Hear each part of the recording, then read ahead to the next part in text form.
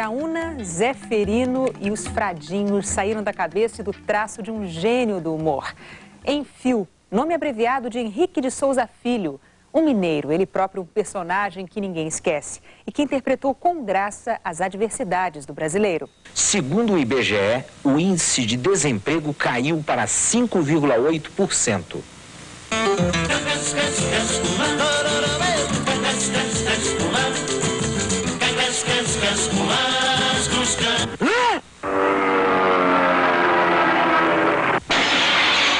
A vaga é minha! É minha! A vaga é minha! É minha! É minha! É minha!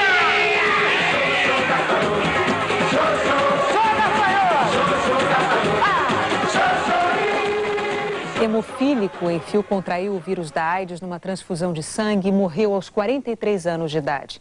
Este mês, ele faria 60 anos de vida.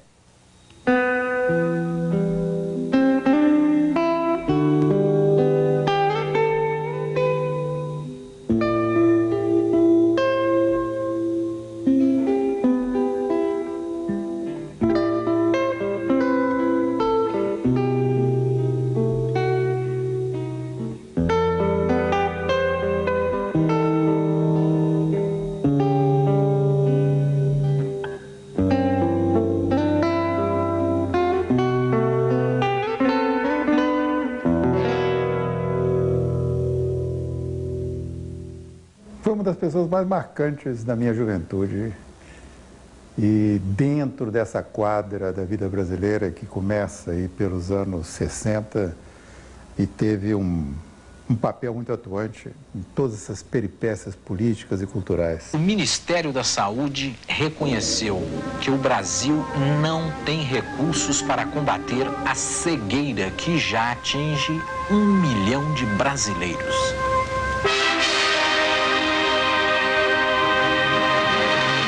Que país maravilhoso! Que realidade linda! Que governantes humanos! Que gente mais solidária!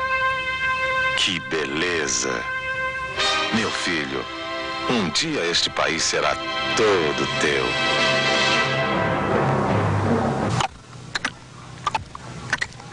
A seguir, o noticiário local. A briga sem trégua contra a hemofilia deu a marca de inconformismo ao humor de Enfio.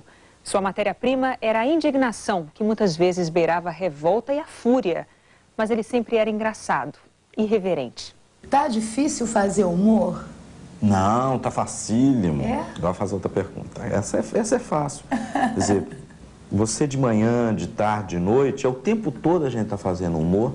E quando eu percebo, através do cinema, do livro, do jornal, etc., que tudo que você faz, você fazendo, você está fazendo humor. Porque o humor é a reversão da expectativa. Eles querem que a gente morra, né? Aí a gente vai e vive. Isso é humor. Era uma pessoa que gostava muito a exemplo do trabalho, de observar e provocar reação. Humorista, cartunista, Enfio, como é que você gosta de ser chamado? Gostoso. Humorista é bom. Humorista já é um negócio que te dá uma certa imunidade para poder fazer aquilo que é principal do humor, que é dar um cacete nas pessoas. Aí chamando de humorista, aí dá para te dar, vamos dizer, uma certa impunidade. Enquanto que jornalista, não. Homem também não dá impunidade, então humorista dá. Não é um humorista, aí o negócio fica fácil depois.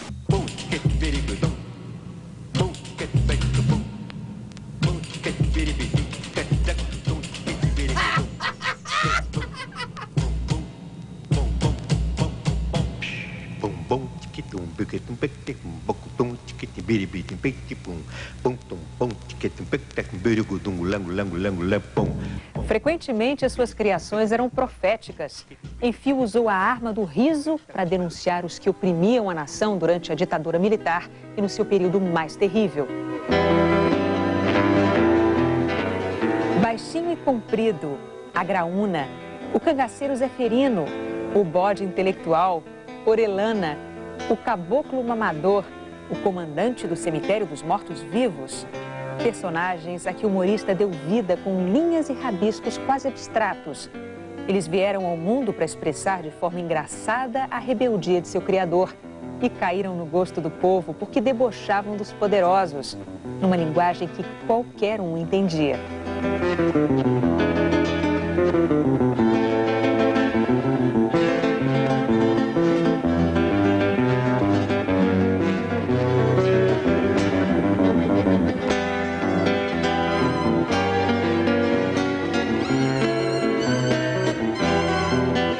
Me diz uma coisa, o Fradinho é meio autobiográfico? Você é meio Fradinho? O Fradinho, ele representa um estado de espírito. Inclusive é o único personagem bissexual. Pode ser homem, ele pode ser mulher, ele pode ser criança, ele pode ser velho, ele pode ser qualquer coisa, que é um estado de espírito de uma pessoa que resolveu, no caso um personagem, resolveu liberar o sadomasoquismo, expulsar os hipócritas do templo humano. Num certo aspecto ele seria meio cínico, mas como ele segue uma trilha, a mesma, denunciar sempre a hipocrisia dos poderosos, ele jamais denuncia e se preocupa em ficar apontando defeitos nos pobres e nos oprimidos, então se nota que ele é boa gente. Ele é de esquerda. Os Fradinhos foi uma coisa sensacional no Pasquim, eram duas páginas de quadrinhos, né? E ele fez um romance, os Fradinhos no fim morreram porque queria se livrar dos caras aí. Era tanto sucesso que ele teve que voltar com os Fradinhos e tal.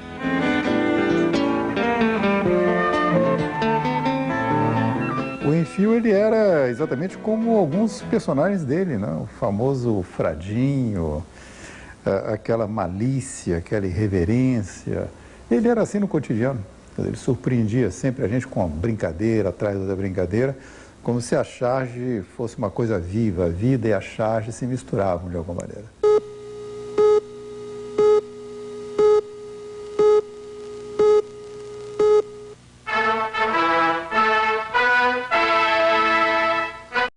Este programa é transmitido originalmente em preto e branco. Estão vendo alguma esperança em 1982? Não!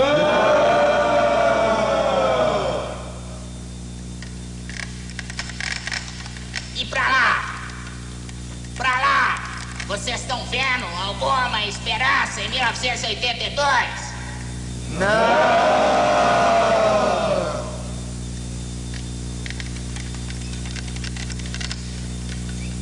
E agora? Estão vendo alguma esperança em 1982? Eu tô! Tá na nossa frente! Com a roupa encharcada e a alma repleta de chão, todo artista tem de ir aonde o povo está. Se foi assim, assim será. Cantando de disfarce, não me canso de viver, nem de cantar.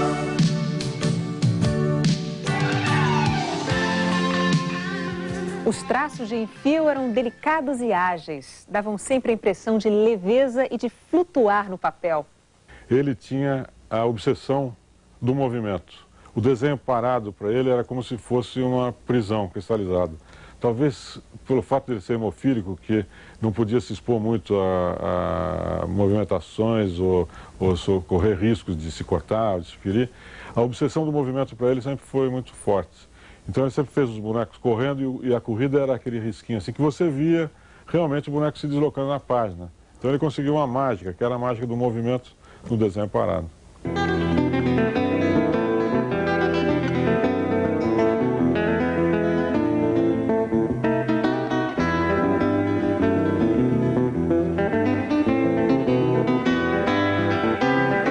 Era um desenho muito rudimentar, né? Um desenho rápido, assim, tinha a impressão de ser feito com rapidez. Então, acho que era isso, tinha essa conotação assim, de uma espécie de anotação na margem, né? Uma anotação à margem dos fatos, dos acontecimentos, né? Uma coisa rápida, um risco rápido.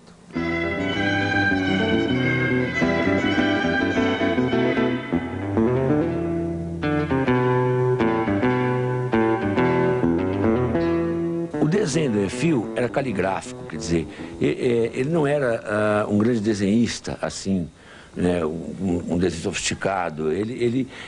O desenho dele era uma escrita ágil, veloz, expressivo.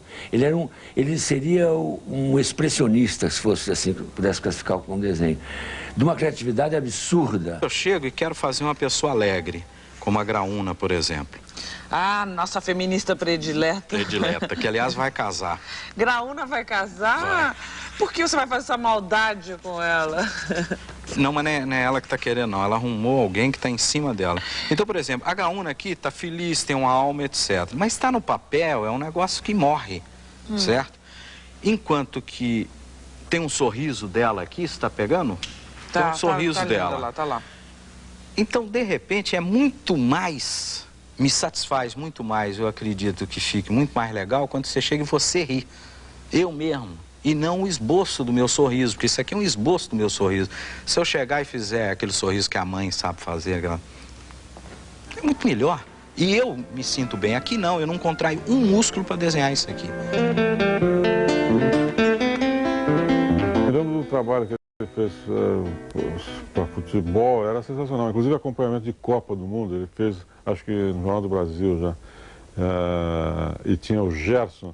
Uma hora o Gerson se machucou e saía de campo, era como se fosse uma parede enorme que os caras estavam tirando. Era a defesa do Brasil que estavam tirando quando o Gerson saía. Tá? Mas os personagens dos times cariocas, ele fez uma coisa equiparada aos hinos que o Lamartine Babo fez, né? Os personagens, o Urubu, o Bacalhau, o Pó de Arroz, né? Era fantástico. É tudo baseado em histórias do futebol que ele criou, desenhou personagens que tinham vida. Eu acho até que a Graúna sai um pouco do urubu, né? É um pássaro preto e tal, é coisa que... E foi um trabalho importantíssimo. Torço pro Flamengo, mas não acompanho mais o Flamengo como eu acompanhava antes. Meu próprio filho, um dia, no menino novo, 12 anos, chegando assim, torcer pro outro time fazer um gol de início, porque só aí o Flamengo vai se motivar. Eu fiz um comentário com meu pai que ele repetiu num programa, né, de televisão, que eu ia pro estádio e eu ficava com tranquilidade, sentado na arquibancada, torcendo pro Flamengo levar o gol logo para ele partir para a reação. As historinhas do urubu, do bacalhau, do pó de arroz, do cri-cri e do gato pingado. Personagens que foram adotados como mascotes pelas torcidas cariocas. Uma das coisas que ele fazia muito, tem isso aqui, né? Era que o time que perdesse, o mascote ia botar um ovo. Então, quer dizer, começava a torcer pelo personagem. E a partir daí, a assumir o apelido e transformar o que era um xingamento, uma ofensa, no apelido que as próprias torcidas cantam no estádio, né? As tirinhas de esporte do Enfio fizeram tanto sucesso nas décadas de 70 e 80 que o cartunista criava campanhas e concursos entre as torcidas. Fez campanha contra a violência geral, mas fazia campanha sem negócio de paz nos estádios, para cada torcedor levar a sua bandeira. Fez muita campanha de leve seu filho ao estádio, leve a família.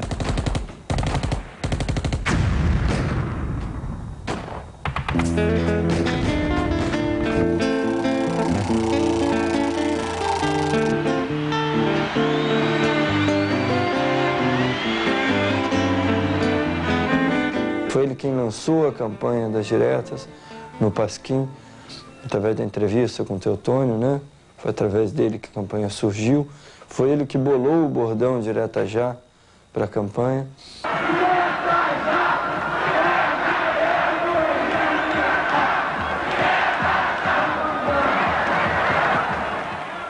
Se houver eleições diretas, qual seria o seu candidato? Eu quero ser presidente do Superior Tribunal Eleitoral. Eu acho que não importa quem vai se eleger, nós não temos que aprimorar as instituições, nós temos que aprimorar o povo brasileiro. O povo brasileiro vai ter que votar muitas vezes para aprimorar uma capacidade de praticar a democracia, etc. Acho que já temos a nova cédula eleitoral. Prezado senhor presidente do TRE, venho por meio desta missiva comunicar a vossa senhoria que, ouvidos os reclamos de minha consciência cívica, decidi sufragar nas urnas o nome do senhor Carlito Lara Gomes, 42 anos, natural da progressista cidade de Lavras, 5 lindos filhos, residente à rua Dona Mariana, esquina de Voluntários, e para vice-governador... Ei, meu! Como é que é, meu? Calma, Léo, tô preenchendo a cédula simplificada do PDS.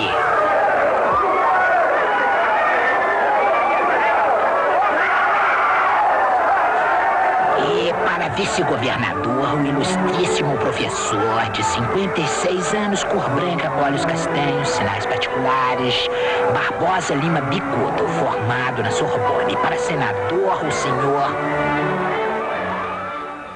Ele estava junto com toda essa gama variada de brasileiros que aguardavam ansiosamente um momento da virada, dessa virada política. Pelo fato dele ser uma pessoa de imprensa, evidentemente se tornava mais presente, mais óbvia a sua participação. E ele estava lá também nos comícios, nas manifestações o tempo todo. Mas não era só a questão das diretas, as questões todas que implicavam reforma agrária, lutas de estudantes, né? Aquelas questões da UNE, praticamente todos os grandes movimentos de agitação pelos quais nós passamos, ele assinalou isso no seu traço.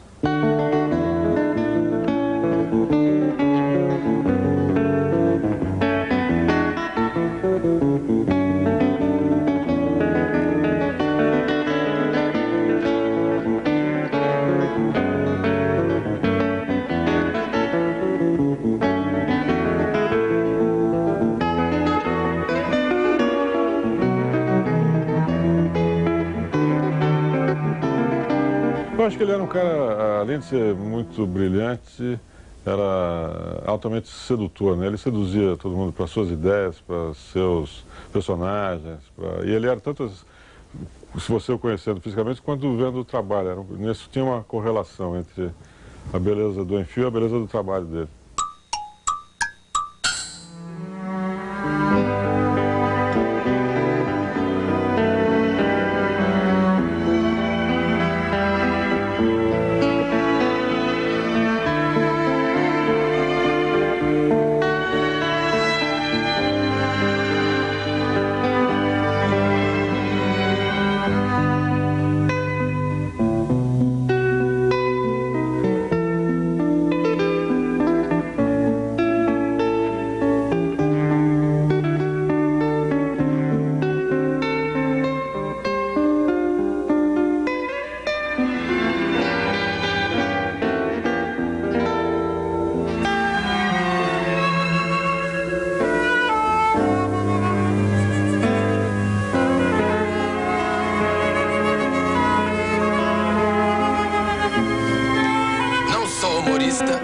Não sou escritor, não sou mineiro, não sou jornalista, nem cineasta, nem hemofílico. Eu sou um edifício em permanente construção. Eu quero levitar. Eu quero sentir pelo cheiro uma coisa que está acontecendo nos Estados Unidos. Não sou louro de olho azul e eu até manco um pouco por causa de um problema no joelho. Enfim, as mulheres nunca tinham me notado. Eu comecei a desenhar para atrair a atenção das meninas. Procuro dar meu recado através do humor. Eu levo o humorismo a sério. Mãe, uma vez me perguntaram o que eu achava do plano de recolher os mendigos do centro durante as festas. Aí eu lembrei do problema nuclear, o lixo atômico. Eu li nos jornais que tem um caminhão nos Estados Unidos que fica rodando, cheio de lixo atômico. Ele só para trocar de motorista e reabastecer. E o lixo econômico, que os capitalistas produziram com seu sistema de acúmulo de riquezas. Como é que vai ser?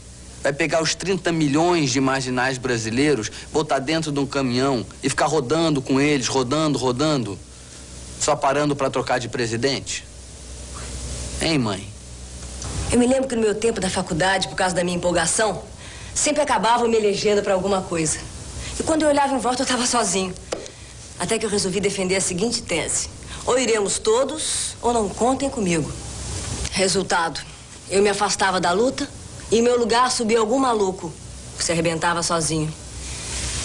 Até os ditadores brasileiros são solitários.